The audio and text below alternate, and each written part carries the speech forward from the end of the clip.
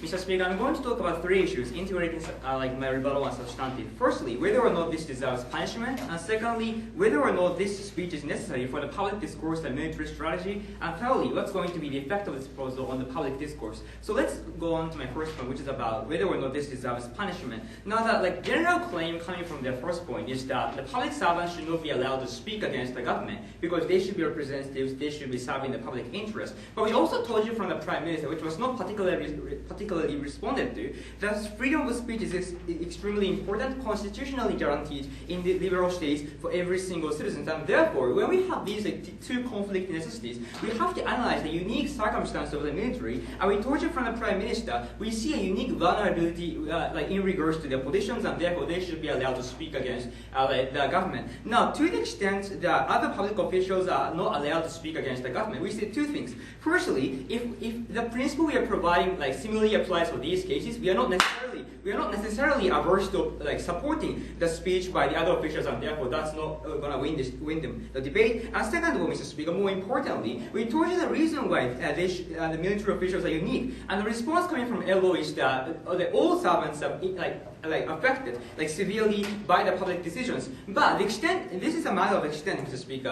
I gave you in the point of information the fact that no public officials are directly sent to the battleground, and it is not true that their lives are directly threatened or at stake by the decision-making process of the government, and therefore that should be the crucial distinction we have to draw in today's debate. But adding to that, Mr. Speaker, so the analysis my partner provided in her second point comes into the picture of this principal issue as well, Mr. Speaker, because what my partner told you in her second point is that, Mr. Speaker, there's a high secrecy surrounding the public political decisions regarding the military affairs, Mr. Speaker. For example, when the U.S. invaded in Iraq, very few citizens doubted the accuracy or the correctness of information regarding the existence of weapons of mass destruction, Mr. Speaker. Furthermore, there are things like classified information which are held exclusively at the hands of the state. These facts show, Mr. Speaker, that we cannot have a check in the public eye for those military affairs and decision-making process in that issue, and therefore, given that this secrecy, given that there cannot be a proper counter-discourse provided in the a public avenue, we think military themselves, on their own, should be allowed to speak against the public decisions if they are, for example, exposed, if they're exposed to the danger unnecessarily or in an improper manner, and that should be the reason why they should be allowed to speak to break this kind of vulnerability. So my second issue is about how in the status quo, there's insufficiency and how we need this kind of speech in terms of public discourse and decision-making process. Now, what we say is that what my partner already provided to you is that there's a special reason why, Mr. Speaker, we need the speech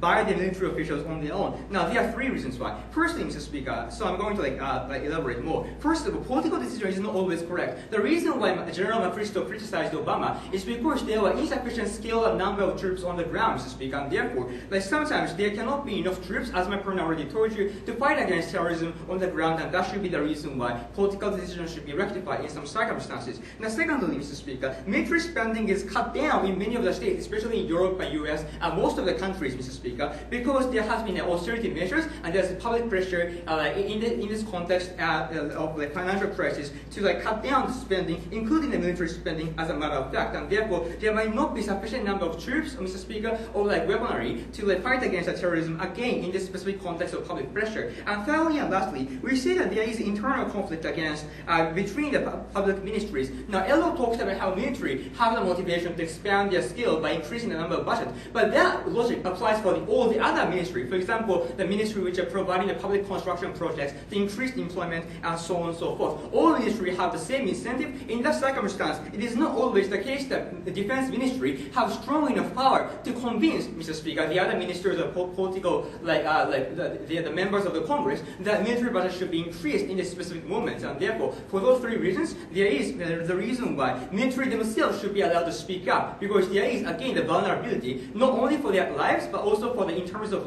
proper decision-making process in terms of military affairs, and therefore, they should be allowed to speak against this kind of difficulty when necessary. And that should be the reason why, for the public discourse, they should be allowed to speak out. Now, the response coming from them is that, Mr. Speaker, there are political parties and media which are giving like critical opinions, and that should be enough. But like, you know, again, like political, like even though political parties and the media exist, Mr. Speaker,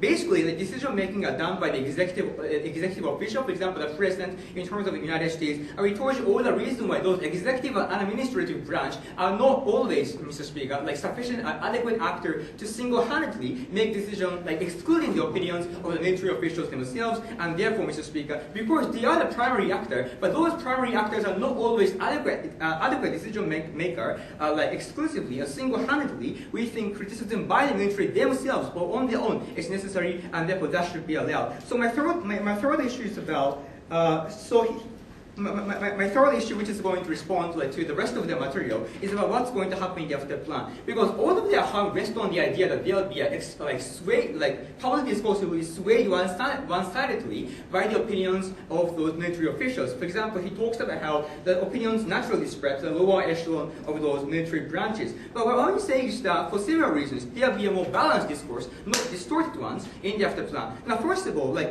presumably, even in ops case, they are going to allow that opinions which are supportive toward the government, and therefore, Mr. Speaker, there will obviously be a balanced discourse between those supportive opinions and the critical opinions, and we don't see how there will be sway, there will be a huge amount of sway by those critical opinions only. But second of all, the beauty of our proposal is that in the after plan, uniquely, there will be more leeway for those people who are supportive to the government to express their opinions, because there will be more attention, Mr. Speaker, drawn to the opinions as well when they reply back against those critical opinions provided by the high-ranking military officials such as General Mafristo. And therefore, obviously, there will be more avenue and attention which are given to them to reply back against those critical opinions which are produced in the after plan. And therefore, more in the after plan, there will be a balanced discourse, and that is going to be good. Now, he talked about the example like Truman and General MacArthur, but we are not talking about military specifically ordering their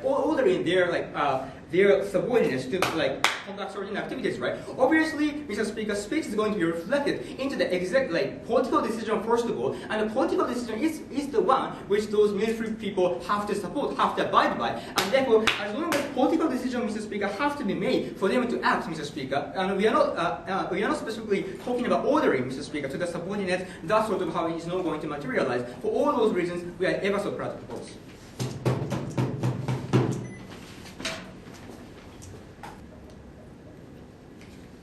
Mr. Speaker, those high-ranking officials often have a very myopic view of the world because they are engaging in the war, against terrorism. What they are seeing is only the enemies and the win in the future. Of course, those high-ranking officials do not want to be said by the public that they are the losers or that they are losers of the wars. They are desperate for winning the wars, and only when they are having the war, especially with a bad situation, those public high-ranking officials of the military criticize the government because the government did not allocate more militaries on the Iraq, Afghanistan, we cannot win the war against terrorism, or we cannot win the war in the South Korean Peninsula. Mr. Speaker, we have to realize that they are completely biased, have the biased view of the world, and their statements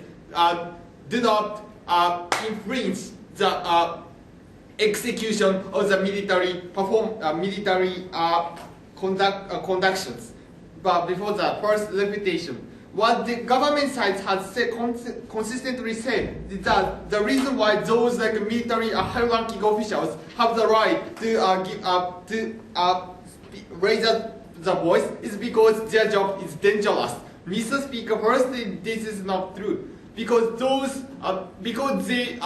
politicians allocate in the Ministry of the Defense, because of the civilian controls, politicians are always hearing the voice of the militaries, and because those publics do not want their citizens, I mean the soldiers, to die in the war fields, because they are always do not want the military to die again. Therefore, in the status quo, those United States shift to the soldiers to the drones in the Iraq, Afghanistan's wars. they are completely decrease the death of the public official without having raises the voice in the society. Secondly, what they say is that because of the high secrecy, their voices cannot reach to the public. Mr. Speaker, to begin with, those as far as because the information which can be opened towards the society is already open in the status quo, and even after the proposal, the military officials do not reveal the classified information which is secret in their organizations. The information revealed in the society would not change, Mr. Speaker. Therefore, those the high accurate information, what they are talking about, will never occur. Therefore, even in the status quo, even though the fight against the terrorism, they are saying that the budget of the military expenditure is decreasing. Mr. Speaker, it's a very rational decision. They compare the cost which can be used for the military operations, because we are now do not have the low threat from the terrorist attacks, and because the government does not have enough money, of course, in the status quo, we are decreasing the money for the fight against terrorism. It's a very rational decision of the calculus of the citizens. Secondly, they mentioned about high-ranking military officials can make rational decision. Okay. Firstly, we constantly say that they have a very myopic view of the war. What they are saying that they are desperate for winning the war. They are having more budget in order to have high performance, or they have to need the visible performance when they are in the seats of the high-ranking military office. And what they say is it's fine. The government side said in the last result the citizens make the decision. No, Mr. Speaker, we have to realize that the military offense is a military organization. It's a system of the hierarchy. Mr. Speaker, when the high-ranking military officers say that because Barack Obama did not allocate the soldiers in the Iraq-Afghanistan war, we are now having we are losing our fellows are killed by the terrorists. If the high-ranking officials says the low-ranking soldiers say again that yes, the official what the boss is saying is true, and those complaints are widely spreading when it comes to the case of the McChrystal cases in the Iraq-Afghanistan war, or MacArthur's case of the the Korean Peninsula's war. Those complaints, because those publicly criticism by their boss can directly influence towards the psychologies of the lower officials, because those lower officials are not allowed to oppose toward what the high-ranking officials said. Those complaints can make impossible for the military organizations to succeed to execute the military operations, and because of that, citizens' rational decisions cannot be fulfilled, and therefore Barack Obama couldn't retreat their militaries on the Iraq-Afghanistan war, even though the citizens want Barack Obama to retreat the soldiers immediately. They cannot do that. Yes. Okay, if you're a general, is saying that we need more troops to fight against the terrorism, don't you think that is going to rather increase the morale and performance of their subordinates, since they while still fighting seriously in those on the ground? The real problem is that what our side consistently told you, that how the journalists or those the politicians which deal with the military operations reveal the information, the citizens think that those retreat of the military soldiers should be done immediately because of those kind of statements of hierarchy officials. Those military organization would fall into the dysfunctioning, malfunctioning, and those decisions can be distorted. That, of course, Barack Obama have to allocate more soldiers, even though the citizens do not want him to do that.